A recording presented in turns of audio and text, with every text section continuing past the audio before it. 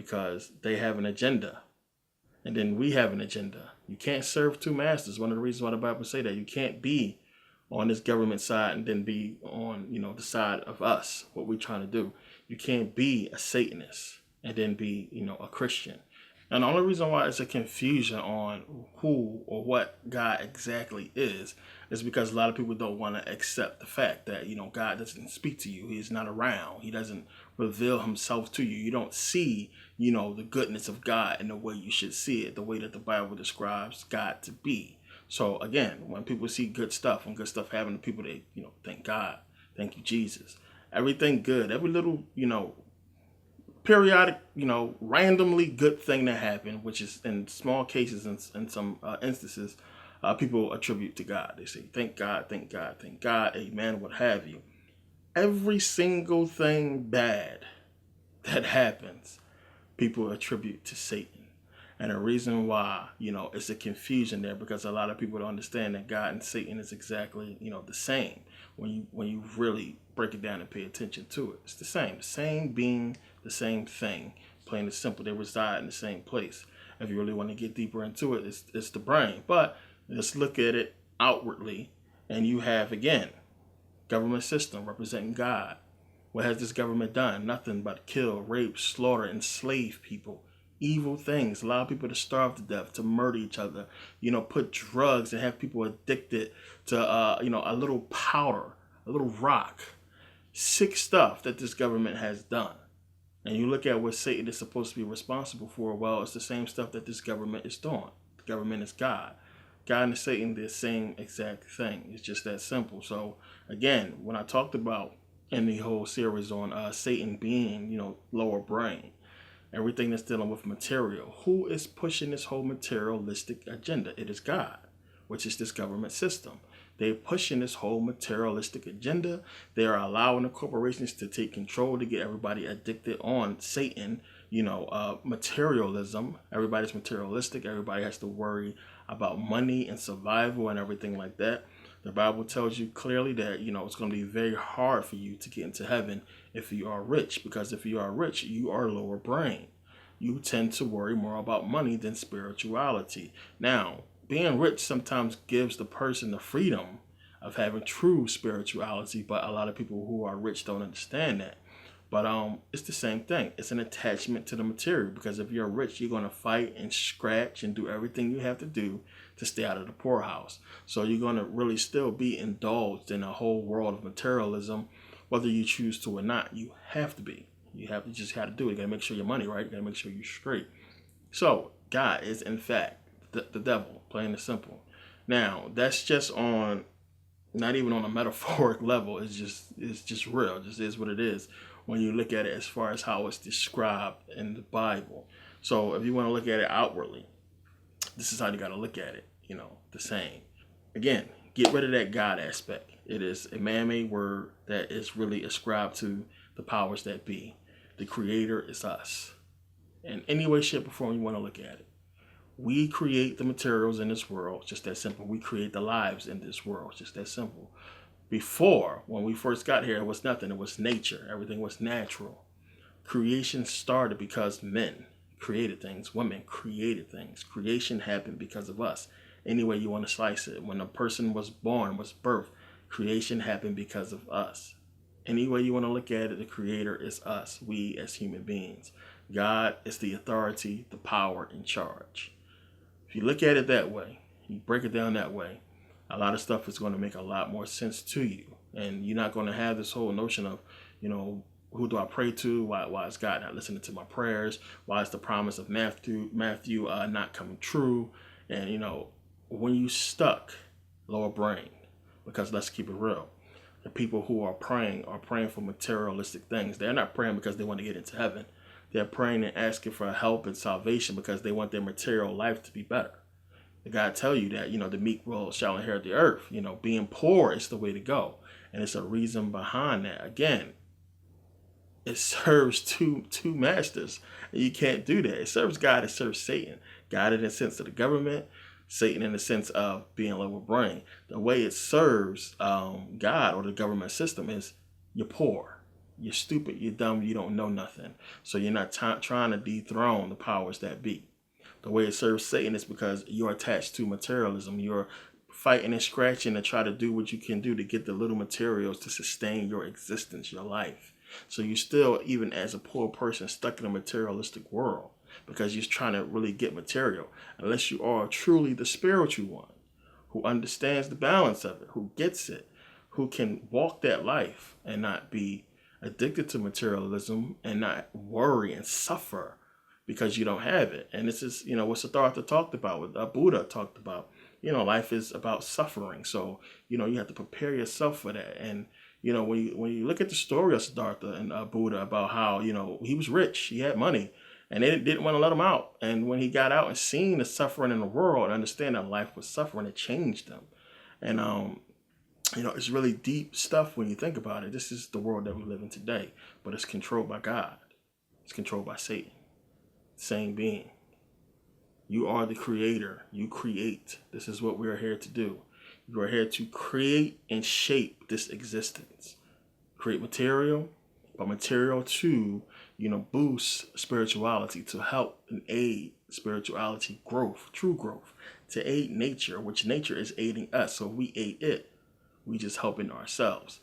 All of this has been perverted, all the way down to creation itself, with us being trapped in lower brain and having to deal with this satanic shit all day long. People coming together, lower brain and not higher brain and lower brain together to create a true spiritual being, but a demon child. And again, this suits God and it suits Satan. It suits this government system because now you're going to be relying on it, which is relying on material. You're going to be stuck as a, welfare having and, no kind of success in life. And you just rely on this lower brain government God. And this is what's happening to a lot of our black women, a lot of people, in America. We are so consumed by stuff that is really insignificant because we don't see, the future. We don't see true spirituality and where it's supposed to take us and what we're supposed to do here, what the purpose is. And when you don't have purpose, then you just go. You go. My uncle always called them earth dwellers. That's something that always stuck with me. My Uncle Tone, shout out to Uncle Tone. My Uncle Tone always talked about earth dwellers. Earth dwellers are here, not serving no particular purpose, just trying to get by. And he always used to say, he's still alive. He always say, don't be an earth dweller. Don't be here just working and slaving and just, you have no purpose. You're just trying to get by day to day. What kind of existence is that for a being that is capable of such power? A being that's capable of creating such beautiful things, a life, a building, a bridge, open heart surgery, things that is beautiful, things that help the world, that help nature, that help people. You can create these things. You are a creator. That is you. That is us. God is not a good thing. It's just not. And it's hard to break away from that word because we put so much power to it. We put goodness to it. We put, beautiful moments and cheerful things and sunshine and roses and everything with God. And we attribute all these things to God. God is good.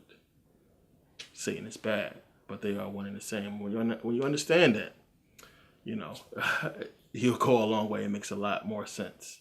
So again, we go back to the Garden of Eden, and I always use the Garden of Eden story. Even when I'm talking to people, just out, in the world, not on YouTube. The Garden of Eden story is a really key story to use when you're trying to convey God and creation and Satan and everything like that. And us, people, understanding what God is. Again, the story is so straightforward when you actually read the Bible, and that's a problem. People don't read it, just don't read the book. And clear as day, you have this God. Right away should tell you, should throw up red flags. But because you're in a church atmosphere, and the pastor's supposed to be good, the deacon's supposed to be good, they're supposed to know this book. But they don't. But when you right off the bat get into it, you have God in a deceptive role in Genesis. God is basically tricking Adam and Eve. He's not telling them what they are, who they are, what they can do. He's basically saying, do this. He's being authoritative, just like our government. He's saying, follow these rules. Don't eat from this tree. don't do this, don't do that. Rules, plain and simple. But, rules are made to be broken, laws are made to be broken, plain and simple, because, it is there to be broken. The whole reason why it exists, because it can be broken, and it can be broken for something else to happen. And it's the whole conundrum of the whole Garden of Eden story. Of course, he's going to bite the apple. The very fact that they're telling us not to eat it tells us that somebody's going to bite it. But what you got to get from that story is God is deceptive right from the very beginning, and his job and role is to keep you away from the power of becoming him. So when you look at the government in that aspect, and you say that the government is God, putting all these rules in front of us to keep us from becoming it, when in essence it's supposed to be there for us. We are supposed to be one and the same. We're supposed to be running this thing, ain't we? How did it get flipped? So the government can keep you lower brain, in hell, Satan, reptilian brain, and keep you consumed with materialism, keep you consumed with entertainment long enough to execute its agenda, then we will never become the gods we are supposed to become, which is exactly what has been happening for thousands of years now. We become consumed with materialism. People are scared to die. People are scared to be poor. So they created this thing called money that we have to really rely on. We can't do shit without it. And we have to do things to get this money. And the shit that people do to get money, I mean, unbelievable. And what we say, sell their soul. You sell your soul for money, for fame, and fortune. You sell out to the lower brain. You sell out to the materialistic brain. And you doing all this stuff, making yourself look stupid, putting on a dress, or what have you, talking about killing your own people and, leading your people into prison cells. You're doing all this for materialism. Lower brain, for chains, gold, and watches, and money, and cars, and girls. Materialistic stuff caused by who? Satan? Yeah. But who is the one really behind it? Government system. They're the ones who really are the puppet masters controlling all the strings. You have to go through the FAA. You have to pass FCC regulations as a entertainment entity. Plain and simple. This is government controlled stuff. So as we in the black community, we get put down so much for the violence and everything like that. The music we listen to that is approved by the FCC and approved by all these people at the top running this thing, they hear it. They approve the music. They hear what it's talking about, and they approve it for us to take in. And we see the outcome. So again, you have this God aspect that is controlling creation. And we are the creators, and look what we are creating. Since they are controlling creation, this God controlling us who creates, look what we created. We created this black community, this ghetto. We didn't create something great. We created something evil and bad, something that's lower brained. And again, when you get this in you, when you start understanding the roles and the role you play as a creator, as a powerful creator, then you understand, your purpose is to create something beautiful. Something beautiful, within yourself, one, becoming one, and something beautiful outwardly that's going to help you, reach the level you're supposed to reach as far as enlightenment. But then you have this God, which is Satan, there in your way, in your path, stopping you from, biting that tree, biting that fruit, the tree of life, and becoming what you're supposed to be. Now, when you look at that on a bigger aspect as far as involving everybody in America, we're all on the same level. Black, white, Asian. If you live in America, you're on that plane. It's just how it is. And the deception is that they keep it as separated so we don't figure this out. And while we, again, argue about color and stupid shit that really just don't matter, they continue to lead us down, the wrong path. And we just, to escape all the drama, people just go back to lower brain, materialism. I want to go to the club and working all week. I want to go do this. I deserve these clothes and shoes. I've been busting my ass, and it's not, you're not pointing that power, the creation that you have, to something spiritual that's going to really help you develop in ways that's, more important. So now this is part one. I really wanted to get into this and just talk about this first and point out some things, because we're going to go into ancient Kemet. We're going to go into the Bible in part two of this, and really look not just at Christianity but Islam and Buddhism. And I really don't get into Buddhism a lot. I understand. I'm in Thailand a lot, actually, probably going there this year, and I don't really get into it because it's Thailand to me. Not Thailand. Buddhism to me is so more closer to the truth than any other religion, but they have their downfalls too. They have their little issues with it as well. We're going to get into it a little bit because there's a lot of things that need to be pointed out that people need to understand how it reflects, our life and reality today. So we're going to get into those. Now I want to thank everybody for taking the time to watch, and again, understand lower brain Satan, understand materialism, and try to separate yourself from it. Not really separate yourself from it, but understand what it really is, and don't revolve your life around something that's materialistic. Material is there. We created it. And so it should benefit you. It shouldn't hinder you. So you're going through all this struggle and emotional stress, and people, please, stress is a killer. It will kill you, seriously. Don't be stressed out. Stay as positive as possible. When people tell you to keep positive people in your circle and all this and that, stay away from negative people, that's not just a saying. That is real. The more positivity you have around you, the better the outcome of your life will be. The more you dwell on, oh my God, this is not going to happen, or something going to mess it up, negativity, the more you're going to get negative things. And that's just how it is. People who need to, read a horoscope and need to, see a cycle, they are consumed with doubt and fear. Again, something the Bible tells you to stay away from. It's a reason. Consumed with doubt and fear. They want to know the future. They want to know what's going to happen. They want to read their horoscope and know what their day might possibly be like. They're not living naturally. They're living off of a hope, off of a guess, some kind of magic that they think is going to work for them, and it's not. At the end of the day, you still going to be you. You still have to decide the outcome of your day, and that's going to happen by the direction that you take. If the direction that you take is a negative direction, it's consumed with negative people, negative thoughts and actions, you're going to have a negative, bad day. Now, I'm not telling you walk around smiling all happy, go lucky, all weirdo all day, but no, it's a feeling that you have of not arrogance, but of positivity, that you just positive about the outcome. And if it happens or if it don't happen, it's not going to change that positivity, that line. It should stay straight. Walk straight up and stay your head up. Keep it up. Keep your head up. Tupac, that's a real thing. Keep your head up. Walk that straight line.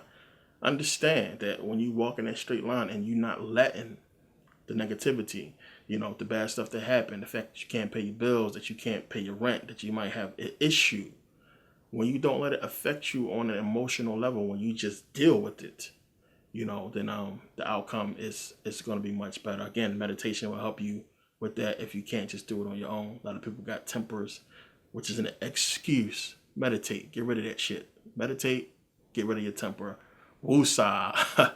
And it'll really help you out. But we're going to get into all that. And I really wanted to do this for all the people who ask. I have like a group of people from a church that left a church that was asking me this question. A lot of people out there really starting to separate from Christianity and religion. And, they thank me. I get a lot of emails from people that thank me for that. And I really appreciate the support. And I'm glad and proud of you guys for really waking up. It's time to become conscious and understand, what the truth is. The Bible is not the enemy. I talk so much crap against the Bible, but that's for people who take the Bible face value. But again, I always promote it because I understand that book is an amazing book. And, whoever wrote it, the people who put it together, they created an amazing book. Or whether it's for the agenda that they have or for the advancement of their spirituality, it's in there. And, it's in there for a reason. But the truth is in there as well. You got to learn how to decipher it. But again, thank you guys for taking the time to watch. Thank everybody who donated so far. I think we got about like 7 people donated so far. Again, the whole project is to really do something different, social media wise, internet wise, to get this project out there, to try to create a separation from social media and to do something on our own. And hopefully, if I can make it big, it'll start a chain reaction of people doing the same thing. So we can say that we are not looking for censorship. as far as the internet. We want to be able to say what we want to say and do what we want to do in truth, and not have to really shut up because we want to get a check.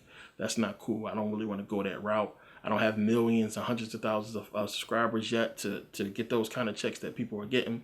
But, you know, I do this for the information, for the truth, to get it out there. And it's a shame to have my platform cut because of truth. And I definitely want to get around that. So thanks for the support. Thanks for everybody who donated and purchased the videos. And see you guys next video. Thanks for watching.